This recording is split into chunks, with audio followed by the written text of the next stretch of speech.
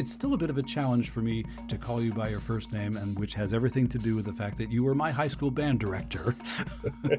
Well, when we first talked and I said, "Hi, Robbie," I said, well, probably at this point it's not right to be saying Robbie either, but... It's A, my secret's out, and B, that tells people whether they met me before I went to college or after.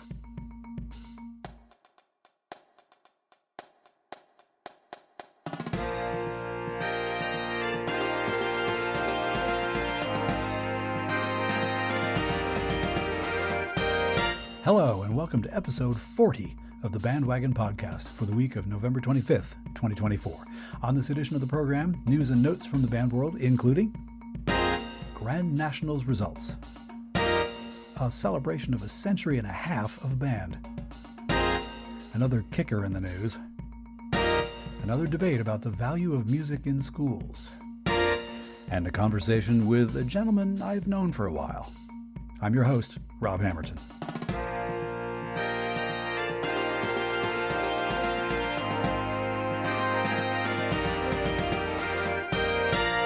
Hello, dear listener. Something for everybody in this episode. In fact, as the agenda for this week developed, I noted a kind of podcast pendulum happening. First a fun story, then one that will make you grind your teeth, then a fun interview, then another story of quoi, and then maybe we can have nice things again. I didn't even plan it that way. Sometimes the force moves in mysterious ways or something. So, seatbelts please, we're going to swerve.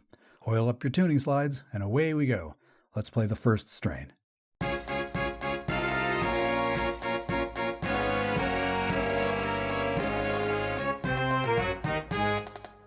In this episode's first strain, news and notes from the band world.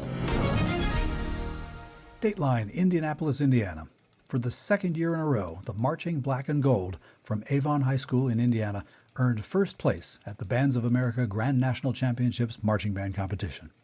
With a final score of 97.3 out of 100, Avon won all three special awards categories: Outstanding Music Performance, Outstanding Visual Performance, and Outstanding General Effect Performance. In a repeat of last year's results, the Carmel High School Marching Greyhounds, also from Indiana, came second. Their score was 96.35, a finish of not quite 1 point behind Avon. But this year, they tied for second place, sharing that placement with Broken Arrow, Oklahoma High School. Rounding out the top five bands were fourth place Tarpon Springs, Florida High School, scoring 96, and fifth place Cedar Park, Texas High School, which scored 93.3. Three of the remaining seven finalist bands were from Texas high schools. Dateline, Rock Island, Illinois. The Augustana College Symphonic Band celebrated its 150th anniversary this past weekend. The weekend-long celebration was expected to attract at least 500 alumni, friends, community members, and students. In addition to events including an alumni band performance, a Saturday morning presentation on the history of Augustana's wind bands, and a panel discussion with alumni in the music industry, the weekend featured a band concert which included the premiere of Symphony No. 6, Color of Stars, a commissioned work by American composer Kevin Walsick. The Symphonic Band is conducted by Dr. James Lambrecht and rehearses every Monday, Wednesday, and Friday afternoon from 4:30 to 5:25, and every Tuesday and Thursday afternoon from 4:10 to 5:25. Established in 1874 as the Augustana Silver Cornet Band, the ensemble is the oldest continually performing ensemble on the college's campus and one of the oldest wind ensembles in the United States. Since the early 1880s, annual tours have taken the Symphonic Band into 32 states for appearances in a variety of settings, including Orchestra Hall in Chicago and Town Hall in New York City. The band has taken its annual tour international, visiting the UK, Italy, Spain, and in spring of 2023, Japan. And that's news and notes from the band world for this week. If you have a news item you think should be included in this segment, send me a link via email to heybandwagon@yahoo.com. Now we'll take a quick water break. Meet you on the other side. Hope you'll stay with me.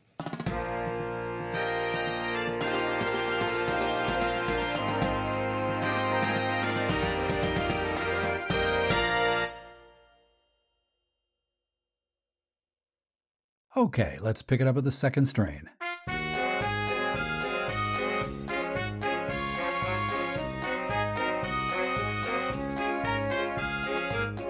In this week's second strain, if you travel in the same social media circles that I do, you may already have seen this little dust-up. People of a certain age, me, will remember the excitement of the occasional visit of the bookmobile to their elementary school. I have vivid memories of trooping out to the parking lot with my second or third or fourth grade classmates, climbing into the RV or equivalent vehicle that had been transformed into a bookstore, and heading back into my classroom, clutching a literary treasure or two that I could then devour during silent reading time or when I got home. The bookmobile, I'm pretty sure, was run by a company called Scholastic Books. I'd always kind of presumed that on the one hand it was a company whose purpose was to make money selling books, but there was this sense that perhaps the company might also have been, at least originally, founded by people who had little kids' education in mind too, not just the making of money off of it. And to be honest, I had thought about Scholastic Books occasionally, but not terribly often in the years since then. Well, they just made the news.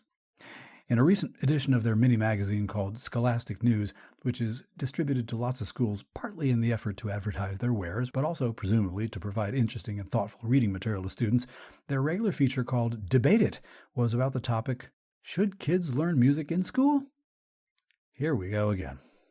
I'm going to say something which will sound like an opinion, but which is honestly journalism. For the past 4 decades, there has been an increasing effort by certain parties and organizations out there in the world to undermine public education. It's done mainly through legislation and executive branch policy decisions which often emphasize preparing students for the 21st century workforce, but which have come off more frequently as being in service to a de-emphasis of critical thinking skills. Remember, friends, according to people who study this sort of thing, an undereducated population is much easier to control for people who are inclined to want to control and exert power over other people rather than govern and help them, promote the general welfare and that sort of thing. People who can think for themselves are lots more dangerous to politicians with authoritarian tendencies because they can observe, listen, analyze, and then vote the bastages out. Part of this undermining of education has been an assault, quite frankly, on the perceived worth of teaching the arts and humanities. Science, technology, engineering, and math are important, don't get me wrong, but in a desperate bid to reverse engineer their way out of a bind, recently policymakers tried to rebrand the STEM acronym as STEAM, Science, Technology, Engineering, Arts, and Math. Yeah, nice try. B+ for effort. Would have been an A if we thought anybody genuinely cared. Anyway, in this past month's Scholastic News Debate It section, one elementary-age student wrote a few sentences about why students should learn music in school, and another, probably middle school student, based on the attached headshot, wrote a few sentences in the other direction. In support of music in schools, the Utah student wrote, in part, quote, "Music programs teach kids to work hard. I'm learning to play the recorder, and I have to practice each day. Plus, sometimes we play songs together as a class, which takes teamwork. That's an important skill, whether you're doing group projects or playing team sports." Coming out against the motion, the Massachusetts student wrote, quote, "Music classes are important, but schools should dedicate their limited time to other classes such as math and science. Those subjects are more likely to be a part of your job in the future. Music programs can also be expensive to run. Some districts can't afford them. Schools could use the money to buy new textbooks or computers. Kids who are interested in music can take lessons after school." Far be it for me to beat on a kid 36 years younger than I, and one who's not even in the room so we could have a back and forth. I don't feel super great about it, but I'm going to do it anyway. If this student even wrote this piece, not that I'm a conspiracy monger, but, well, speaking as a journalism major, which is an activity from out the humanities, by the way, I'm going to suggest that there are a number of technical and linguistic choices in this writing sample that your average middle school student isn't going to make. And substantively, those subjects are more likely to be a part of your job in the future. Here we are again with the goal of education being to create good little worker drones. In the Debate It section's introductory text, it's got an exclamation point, I have to shout it. The Scholastic magazine publishers wrote, in part, quote, "Most people aren't against music classes, but not everyone thinks they're worth the money. In recent years, many schools have cut their music programs. The money they've saved often helps pay educators who teach other subjects, like math and reading." Yeah, great. Pit music against other subjects. Worse yet, pit the teachers of music against their teaching colleagues. Divide and conquer. Just terrific. And in support of music in schools, the publishers only emphasized the benefits of music learning that have to do with its effect on extra-musical activities. Quote, "Researchers have found that music can improve student performance in other subjects," and stuff like that.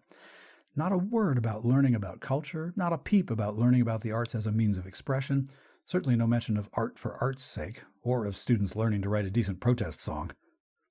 Please do not forget, at the end of the day, Scholastic Books is a company, not an educational organization. They care about the bottom line, the counting of beans, much more than they care about educating anybody. They make tools for education, nothing more. And their branded reading materials, like the Scholastic News magazine, are made to look like educational materials, but any writer can sneak in a little propaganda with the right skills and the right corporate backing. In reply to all that, the National Association for Music Education swiftly fired out a letter in response to that Scholastic News article, which said, in part, quote, "While the article highlighted the benefits of music education, we believe it is important to clarify that this question is not one for debate. Music is not a nice-to-have subject, but an essential component of a well-rounded education. The recent article in Scholastic News unintentionally..." Sorry, it's Rob again. I have thoughts about the accuracy of that adverb, and you can guess what they are. Also, I think they meant unintentionally, but okay. Sorry. Carry on, NAFME. Quoting again, "The recent article in Scholastic News unintendedly undermined the work of thousands of music educators, NAFME, and others in advocating for music as equal to other school subjects.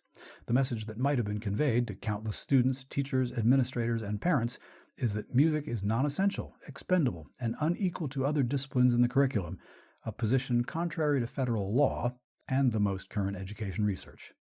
If Scholastic plans to continue the discussion on the importance of music education for students, we would be happy to offer our expertise." Thump. Scholastic's senior vice president quickly wrote her own letter to NAFME in response. In part, it said, quote, "Thank you for reaching out to share your concerns regarding the recent Scholastic News Debate It article about music in schools. We sincerely apologize and are in the process of removing that article from the Scholastic News websites. Scholastic has long been a strong supporter of school arts programs, including music.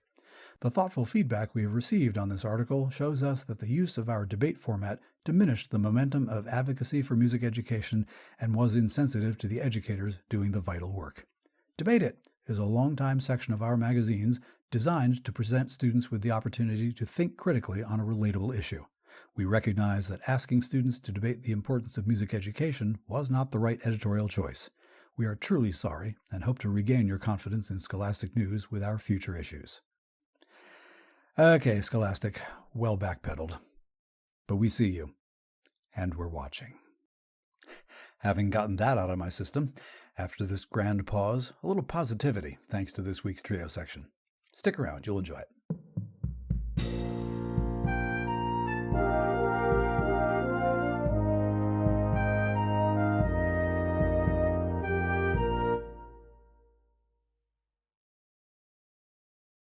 Okay, let's change keys and get into the trio section.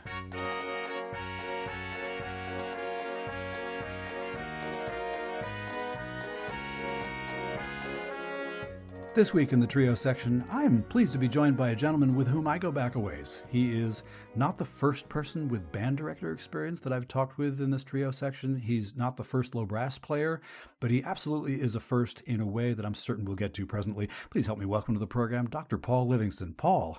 Hi, thank you very much for having me, Rob. It's still a bit of a challenge for me to call you by your first name, and which has everything to do with the fact that you were my high school band director. Well, when we first talked and I said, "Hi, Robbie," I said, well, probably at this point, it's not right to be saying Robbie either, but... It's A, my secret's out, and B, that tells people whether they met me before I went to college or after, is what I that's think we about. probably met when you were probably in middle school, and... I feel like I can't remember where I put my car keys, but there are things that I can remember. And I think that you arrived at the high school in Wayland when I was about to be a sophomore. Oh, okay. Okay. It was 1981 when I started. Was. So then you were a sophomore. I was, and I remember, I don't think we had a preseason band camp in the way that people think of it now, but I know the first band class where we went out to the football field and dealt with the marching thing a little bit. You described to us that the marching style we were going to be doing was corps style. And knowing as much as I did about it, which was perilously close to nothing, I assumed that meant the Marines, and they know how to march. So this will be good. I had no idea we were talking about drum corps. But I thought, ooh, new band director, he's bringing new things. All right. I had come from the community that I had grown up in that had a very active marching band program. Abington, south of Boston, a very big program, 125 plain students and probably about 60 girls. We traveled all over the place. I came up through that program and then, worked there for 3 years after graduating as a music student at U Lowell, actually. Came into Wayland where, big support for music, a very progressive, forward-thinking town, but the band program had unfortunately seen, many fallbacks and not financial lack of support at all, but, changing personnel and for whatever reasons, things not coming together. And there were only, I think, like 27 students signed up for band. So it was an awakening for me to say, how are we going to do this? And I remember one of the custodians after the first football game in the fall, which is, the first public performance that a band does, saying, gee, it was nice to be able to actually sing with the national anthem and we could understand that it was the national anthem. I went, oh, I guess that's a great compliment. Thank you very much. So we moved from there, and we did bring up ending, in the 8 years or so that I was there, with probably around 70 to 80 students involved. It's a small school. It was difficult at that point because students that are in that a Wayland kind of community often are going off into prestige colleges and want to take certain courses and things like that. We learned to be flexible in terms of how you can fit band into your schedule or how you can participate beyond that. And I think that's something that we forget sometimes in the arts, and particularly in New England and in small schools, that we have to understand that students should have experience in many different things. As I went through my career, and I started as a music educator for 12 years and then became a business manager actually for 5 years, and then a superintendent for over 20 years, having been retired now for almost 12 years. I learned a lot through that journey of how do you schedule, what's the flexibility you need, and was very fortunate. The Wayland experience was very good for me professionally because the superintendent had been a former music teacher. Yes, indeed. And he had encouraged me to think along those lines. And he had said that if you want to go into central office, you can always become the assistant principal, and then the curriculum department head, and then the assistant principal, and the principal, and then the assistant superintendent. But he said, if you want to go directly into central office, think about becoming a business manager. And he said this was, back in the 80s, before ed reform, before, all the different things that have happened since. He said, it's all about business. It's all about, relationships with the towns and all that. And I did that. I went from U Lowell to Boston University for a master's in education and then a PhD at BC with a focus on business administration, but still not having done the job. And I was very fortunate when I left Wayland, went to the town of Franklin as the business manager for 5 years, and then started superintendencies that I did for the next 20 years. I stayed around 6-7 years in most of the three places I was in. I did spend a 3-year stint in Walpole, where we really got along very well, but my kids were in middle school and I was commuting 45 minutes, and Littleton, next door to my home, came open. I didn't want to leave Walpole. I applied late, but it was a good increase in salary, and it was 5 minutes from the house, and I could go see a baseball game and then go to my night meeting because you're out most nights. And my wife said, "Oh, why aren't you applying?" And I said, well, I like Walpole and Walpole likes me. That's unusual for a superintendency. So my superintendencies were, I started at Neshoba Regional in Massachusetts. Then I went to Walpole, and then I went to Littleton, and then I retired from Pentucket Regional. And I've been working to sustain music in all of those places. The secret weapon of a public school system, if the superintendent is involved with music somehow. It's, again, having learned the superintendent in Wayland, Bill Zimmerman, who was outstanding, having been a music director, but a real educator.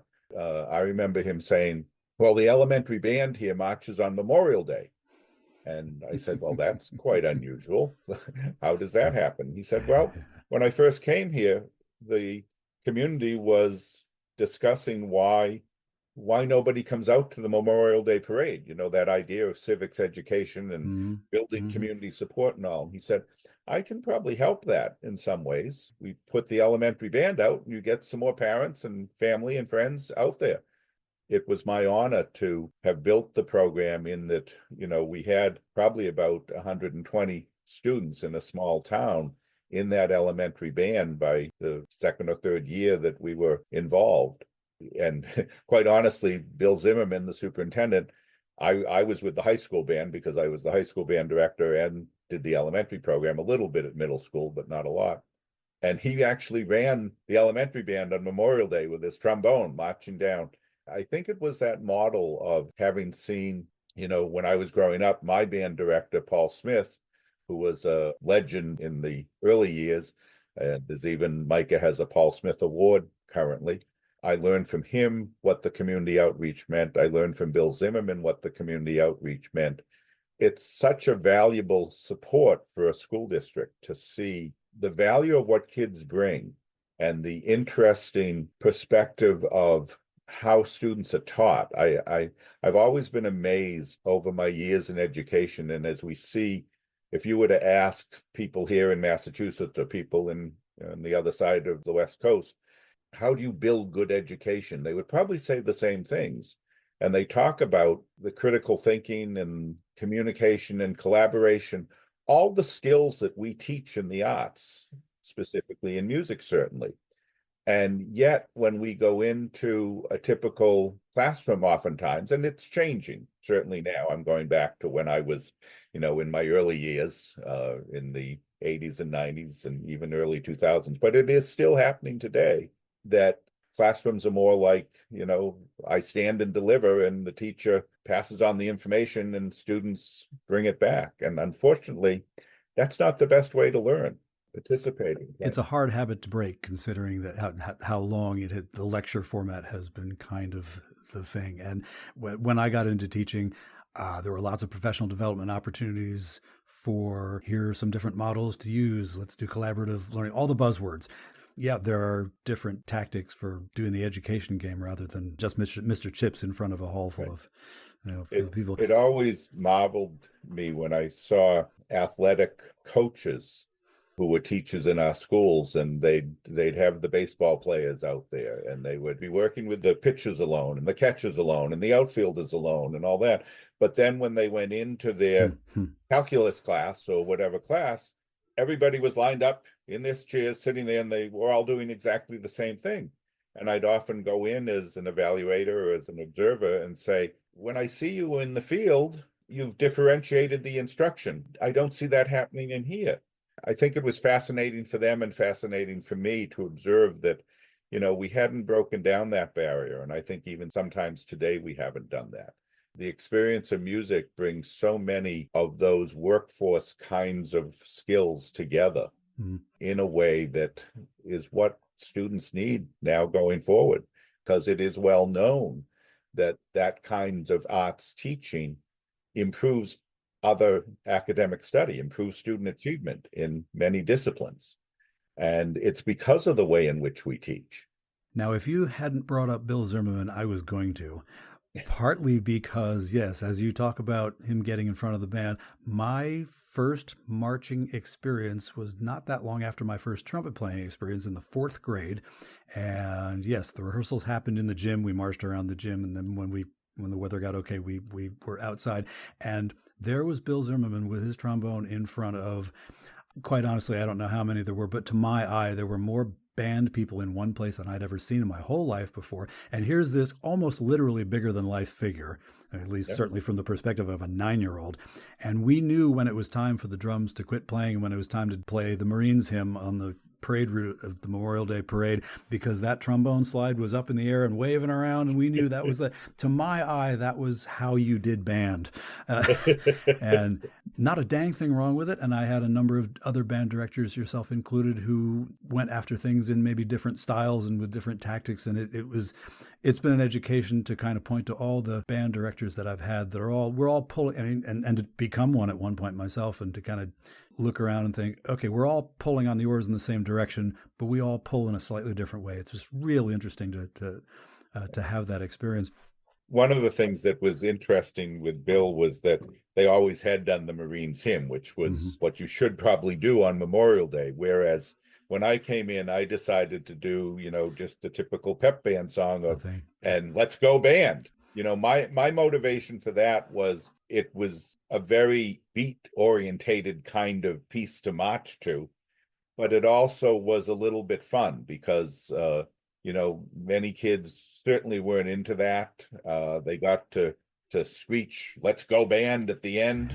I mean, certainly not fully appropriate for Memorial Day, but to please the community, to please their own engagement with the process. Yeah. I think it worked. You didn't play it at the cemetery, so No, we didn't play it at the cemetery. We also, when we had what we would call in Wayland our bandoramas, that, everybody had done that in elementary school and everybody does it in pep band at football games or things like that, or basketball games. We could all play it together. So to see fourth graders with seniors in high school playing that together, there was the old expression in drum corps, esprit de corps. There was a connectedness.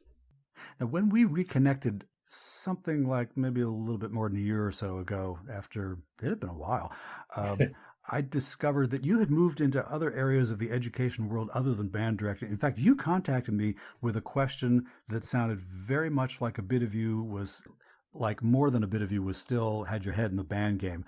The question had to do with that esprit de corps and that sort of togetherness in the context of the project that you had gotten yourself into since. I mean, we sat and had lunch and you described the thing. I was thinking, talk to me. Let me be a sponge about this. But you built your own company. We have a company that improves education. We help to bring good practice into schools. The idea of what I had said earlier, of building those other kinds of skills.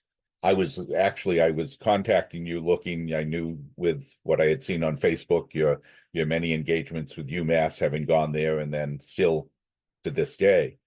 The fact that it brought large groups of people together rowing in the same direction. Yeah.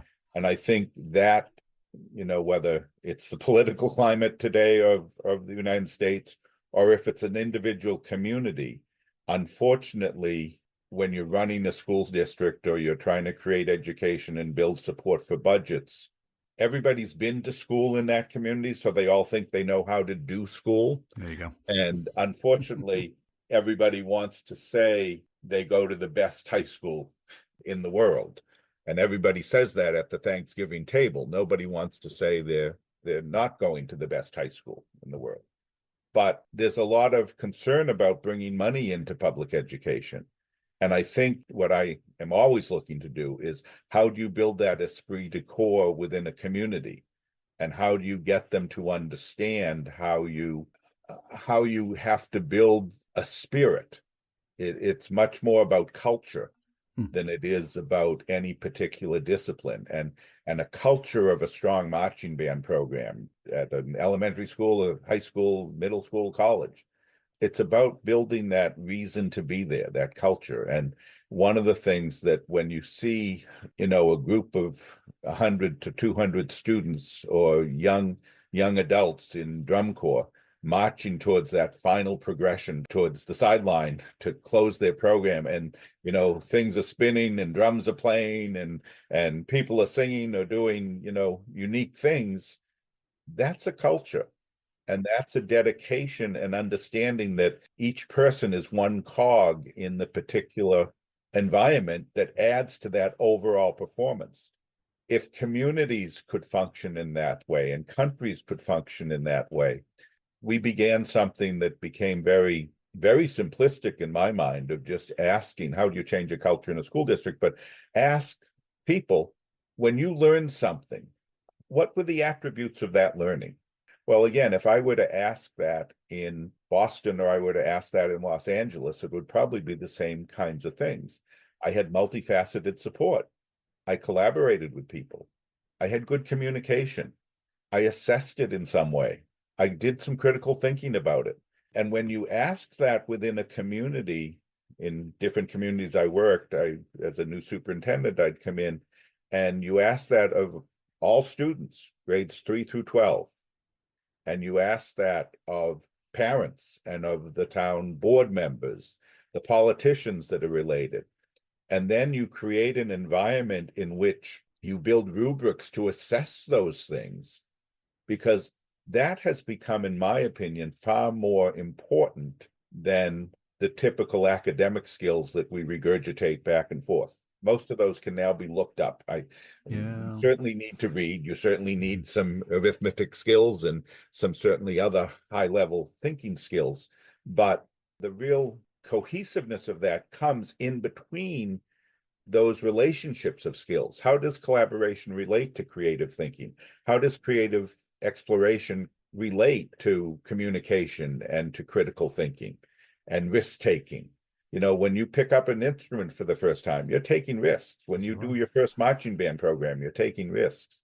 If you can build that general spirit of a way in which a community looks to engage from a musical standpoint, but which is where I learned it from, and get everybody rowing in the same direction so they understand what's the mission, it can be an exciting experience. And if you see that in some communities. There are communities that have esprit de corps, and there are communities that do not. But I think we as musicians can model for school principals and school administrators and others a way in which that can be fostered to engage. And as a result, build the music program, which is certainly critical to not only a skill that's important and a lifelong skill that, you know, again, I'm here at the age of 68. I still play a little bit of tuba, and occasionally I have to play a music service on piano at a church or something. I was a piano major in college. My wife is a vocalist, a classical vocalist around the Boston area. And she is far more the musician first and then the educator. And I was far more the educator and then the musician. I learned to craft very well, but I wasn't that end that she's at. But it's what was necessary to bring into school systems. And then I've been able to bring it in and out of my life in so many different ways. From I would play the piano for a elementary theater program or an elementary chorus program or something. It's something that I was never terribly athletically involved, but I'm still engaged in music. Whereas I'm probably not going to go out and play football or baseball at this point very well at this ripe old age, but it's something that I can do for a lifetime. There are many things that we bring to the table as band people, as music people, as musicians, that are valuable in so many ways across all spectrums of not only education, but across how we build societies and how we grow. Regular listeners to this podcast will note that we blew by the opening questions. And you know, sometimes you got to take the structure and blow it up because it's just working better that way anyway. And organic conversations are so much more fun to listen to than, okay, now we'll do this. But I did have a thought about saying, now we'll do this, because I'm desperate to know the answers to some of these questions that I put up at the end of these conversations. So the first question of this starter pack is, what's one of your favorite pieces of band music that you've played? Outdoors, indoors, whichever, or conducted, since you were a conductor after all. I think the piece that probably really got me thinking of being a music educator was Elsa's Procession to the Cathedral. What a powerful expression. Now, I had an aunt Elsa, so I was probably actually in tune as I saw the title, but to this day, it is my favorite piece to play. I've been playing tuba. I'm not this year, but I've been playing tuba with the Neshoba Symphonic Band at the school system I worked at as superintendent, Neshoba Regional. They have a very unique program that I'll tell you about in a minute. But Elsa's Procession to the Cathedral, I was so happy to see that programmed for one of our concerts. You programmed that for when I was in your high school band. I'm Yes, trying I to decide did. whether it was my junior or senior year. And I remember the general consensus was this was a really hard piece, but we couldn't figure out why because there were no 16th notes in it. That's right. But I remember that one very clearly and thinking to myself, ready for this? I'd never heard this piece before, but it was one of those that kind of made me, if YouTube had existed then, I'd have flung myself at it and said, okay, what's going on here? That's right. That's right. You were about to talk about the Neshoba Symphonic Band. I just want to share that when I first retired from being a superintendent, I wanted to get back into playing, and the piano chops were certainly gone, and the tuba chops were maybe a little bit easier to get back. And I started playing in Wayland with the junior high school band director that I had worked with there, Diane Muffett, Yes, who was indeed. an outstanding person, now retired as I am. But she still, I think even to this day, is still engaged in a program called the New Horizons Band, where they bring people back that haven't played for 30 or 40 or 50 years, like I was, or people that want to learn a new instrument, even some people that are just playing within the community or something. And they came and I played with them for a couple of years. It was such a fun experience and such an easy and simple way to get back into the world of music. And Diane is a great educator, a great musician, great conductor. It really was a fun time. I then moved on to this Neshoba Symphonic Band, which has a very unique concept. And I think, again, in line with what I've been saying about bringing people together, Neshoba Regional, where I had worked, has a strong band program, has for a long time, a strong music program. But they have an assistant within their program, David Bailey, who was a Air Force musician, composer. And what it is it's an opportunity for the strong players within that community, within that band program, but also reach out to the local area schools and students that want a higher opportunity, maybe the ones that are looking at districts in all states and things like that. And then bringing in community people from all over. They come once a week to a rehearsal. And this group of caring people about music, wanting to do well, wanting to improve, wanting to get better, with a gentleman, Dave, who has just one of the best rehearsal techniques I have ever seen in terms of not wasting time, building, again, esprit de corps, building camaraderie between the band members and bringing them together to play high quality music. We do pay a small fee. It's an after-school program. We pay $75 to participate, but they seek out arts lottery grants to support the program. It just is a unique way to build a larger community of musicians in the area. It also, again, is a way to support a local music program by having more exposure and more people engaged and more people involved. I would encourage other high schools to look at that kind of possibility for their community because, again, it's something that people like to do, they want to do, and it brings them together. It not only brings them in support of your program, but it gives your students greater opportunities. Now, getting involved with the Neshoba Symphonic Band, that particular group, therefore, this may cut down the list of repertoire items that could be used to answer my next question, mostly because they play a lot of, as you say, a lot of high-level stuff. Is there a piece of band music that you have never played but you would like to? I'm old. I think I played a lot. I can't think of one, actually. I've been very fortunate. I mean, obviously, I look to the Eastman Wind Ensemble often to hear the best. And the Chestnuts, the ones that I've wanted to play, and I've been fortunate to be able to hit somewhere along my journey here. That slides right into my usual next question, which is there a band that you would love to perform with that you'd never have? As I said, when I retired and went back to the New Horizons group and started playing, I then moved on from there and I played with a brass quintet called the Summer Street Brass. And then I played a little bit with the Dirty Water Brass Band out of Boston. I think my biggest regret, and I think something that we as school people fail to tell students about the opportunity, is I think I would have benefited greatly from going into the service. And back at 1969, 1970, nobody really thought of the service as someplace to go. But as a musician, the opportunities that are provided to you, the experiences you get, the constant playing, the associations with people you get, I think I would have been a much better musician, actually, having done that and having had those experiences.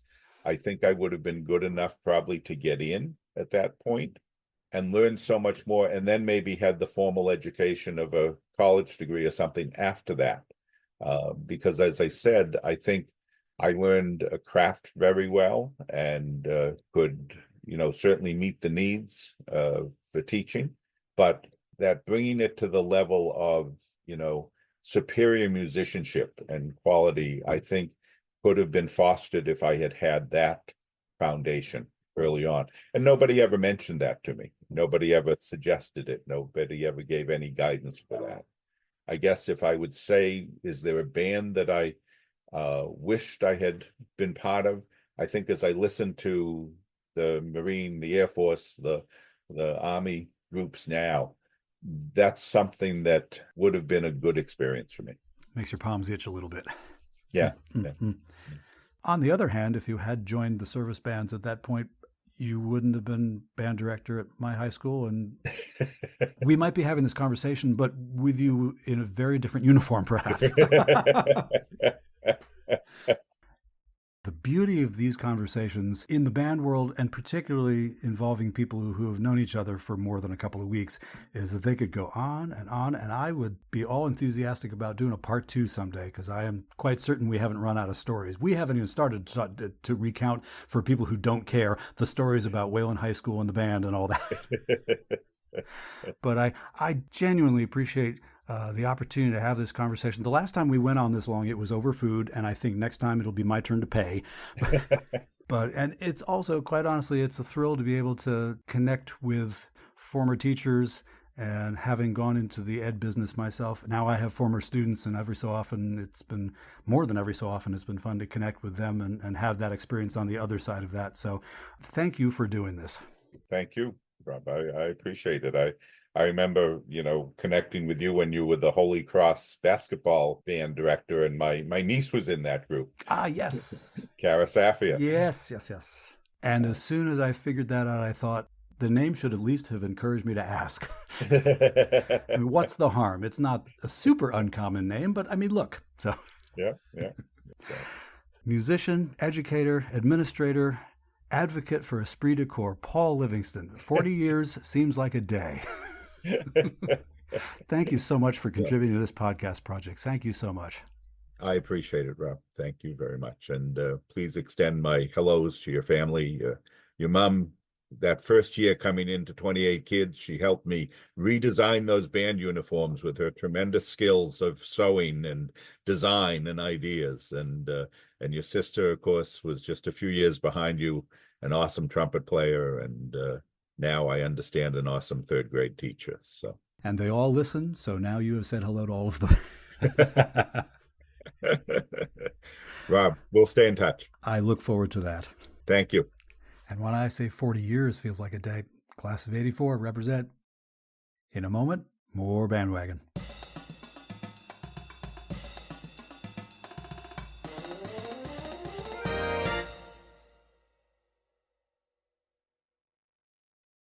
Here comes the dogfight.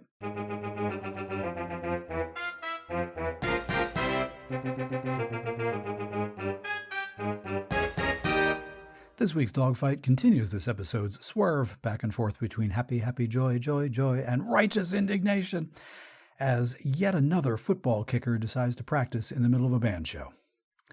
Credit to the reporting and writing of Jeff Herbert of the online news outlet Syracuse.com on this news story. On November 2nd, the football game involving Virginia Tech and host school Syracuse University was a battle, even during the halftime show. A Facebook video showing Virginia Tech kicker John Love disrupting the Syracuse University marching band multiple times during their halftime performance of Michael Jackson's Thriller went viral. Love could be seen on the field kicking practice field goals while band members were performing, nearly making contact with several musicians mid-performance. The video clip shows Love setting up for a practice kick near the 25-yard line early on, while most of the marching band is near the middle of the field. Someone can be seen coming off the front sideline and trying to convince Love to move away, even knocking the football off its kick holder device. But Love sets up again and kicks the ball even as band members can be seen moving all around him. A couple of minutes later, while the band is still performing, Love can be seen trying to set up for another field goal attempt at the 30-yard line. Another person moves to stop him, and he appears to argue with them, again, while the Syracuse band is moving in formation and attempting to avoid running into him. Love appears to attempt to set up for a field goal attempt in yet a different spot before a third person tells him to stop. A fourth person, who appears to be affiliated with the Virginia Tech football team, escorts him off the field as some fans can be heard booing. During his press conference on the Monday following, Syracuse football head coach Fran Brown took issue with Love's actions, saying, quote, "I don't like that. Those kids go to class. They practice every day. So when I heard that, I was really pissed about that. Like, don't nobody disrespect our band and do those things." The Virginia Tech kicker has since apologized. In a post on the Twitter X social media platform, Love wrote, quote, "I would like to apologize to the Syracuse University community as well as my teammates and coaches for my actions at halftime of Saturday's game. I understand the work that goes into halftime band performances, and it was not my intention to detract from that with my warm-up. I am sorry for what happened and how it is reflected on our team and school." Okay, Rob here again with a quick thought. No kicker who attempts practice field goals on 4 separate occasions from physically the middle of an ongoing halftime show, who has eyes to see and ears to hear, can possibly claim to have no intention of detracting from a band's work. At best, they can only lay claim to the monumental arrogance that unfortunately has been a hallmark of the American football establishment since time immemorial. My practice field goal is more important than your actual halftime performance. The band show has been on the halftime docket since long before this football game began, but I do not care.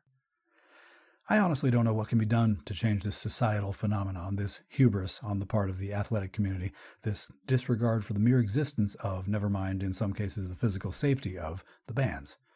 I'm open to suggestion.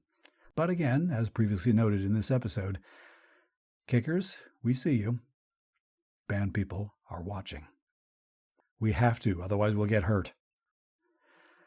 All right, one last pause to catch our breath, and then we'll wrap things up for this week, cheerfully. Thanks for continuing to listen.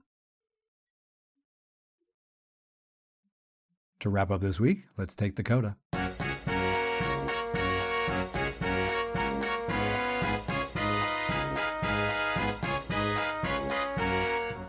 For the CODA this week, it's about to be Thanksgiving. It's a crazy world out there, whether you marinate in the news like me or not. Since humanity began its run, it seems we have been capable of getting ourselves involved in, or manufacturing, difficult times. Human history is littered with the good, the bad, and the ugly, and you'll notice that only 1 out of those 3 words is a positive one. That's about the ratio. Seems like the world is full of bad news and bad behavior. It's one of the reasons I treasure the band activity, doing it or listening to it, because when it's done well, it is good. On the field or off the field, band has the capacity to create positivity or to turn negativity into positivity, partly because of the musical output and partly because of the human input. If you're a band person, you know all about that, and you try to communicate that to non-band people, and sometimes you're successful, and sometimes, well, you walk away thinking, maybe you had to be there, but I was there, and I know it's true, and for the moment, that'll have to do. In this admittedly challenging world, we can, however, find things to be thankful for. And our country has invented a day in which we can specifically be thankful for stuff. So this Thanksgiving, here's a little list of my own. I've got a little list. Maybe you'd like to contribute your own bullet points. Maybe we can do a little post-Thanksgiving segment about that. Sort of a podcast plate full of leftovers. But here are the things on my Thanksgiving platter. I'm thankful for the people who have downloaded and listened to this little podcast over the last 40 weeks. I haven't missed a week since BandWagon's March 4th launch, and neither have many of you, and I know this because you've told me so. For some of you, you bring BandWagon with you on your Monday morning commutes, or carry it with you on your Monday morning walks. That's my jam too, by the way. Another podcast, not this one. I've already heard this one by that point in spades. But, yep. I'm thankful for the people who have recorded conversations with me for the trio sections. When I started this project, I thought, yeah, a weekly podcast, and very quickly realized, oh, that means I have to record something near 50 conversations a year. Sure. But you have answered my emails and Facebook messages with great generosity, good humor, willingness to participate, and suggestions for whom else I might interview as well. So far, so good. I'm thankful for the group of people who have promoted BandWagon on social media, sharing the links, talking it up, encouraging the merch. I'm still shaking my head at that one, but hey, TeePublic just sent me my first little bit of windfall, so my heavens, it's a real thing. But there are people out there who would be on my board of directors, if I had such a thing, or on my list of technical and artistic advisors, and they're very helpful. I'm thankful that Fran Kistner, Franny Caliendo to some of you, pinned me down a little more than a year ago and said, no, really, you should make a band podcast. Lifelong friends are very good at pinning you down and making you believe you're more capable than you thought, you know? And now one other non-podcast thank you. I'm thankful for the University of Massachusetts Minuteman Band Organization for a number of things, but specifically events of this past week and this week to come. Dear listener, you do hear a ton about this particular band, and I get that it can be a little pervasive. But what can I say? It's my alma mater, and I can only hope I've contributed in some proportional way to the organization compared to how much it's contributed to my life. Because I owe it one, or two, or a bunch. So forgive me if I go on a bit, but because I got mixed up in the band thing at UMass Amherst, I got to be part of an organization that cares for its membership. It creates grand opportunities for its membership, both on and off the field, in and out of the arena. Your band did this, and does this, too. But in my case, my alma mater band is about to go march the Macy's Thanksgiving Day Parade in New York City for the second time, and I have no doubt that they will blow the doors off the joint, same as they did in 2013. And I'm also thankful for the little spin-off project of the Minuteman Marching Band, namely the UMass Hoop Band. In the fall of 1985, my sophomore year, it was determined that the pep band would shift from standard marching instrumentation to big band jazz ensemble instrumentation. There were flute, clarinet, mellophone, baritone players who were a little miffed by this change, yes, but in any case, the result was a possibly, at the time, unique band contribution to the college basketball environment. I got to play jazz in college because of that band, which was great, since in no way was I going to make it into the department jazz ensembles. And thanks to the generosity of the Hoop Band's director, Tom Hannum, I got opportunities to write silly little cheers and charges and then whole tunes for the group, and those experiences paved the way for other opportunities, for me and for other UMass band folks, all the way to now. And the Hoop Band gig is still a coveted one, 39 years later. And everything that went into making the band experience in Amherst what it is means that last week I got word that my UMass freshman nephew sat down at the Hoop Band drum set and played hard. And yes, for those who know and may wonder, he texted me and said there was noise and it was big. And on Thursday morning of this week, I will watch the television screen very carefully to see if I can spot number one nephew as he marches with his trombone, with the Minutemen, in front of the Macy's store in New York City. Yes, the world is crazy. But in these ways, at least, my life is pretty good. And I'm thankful for that.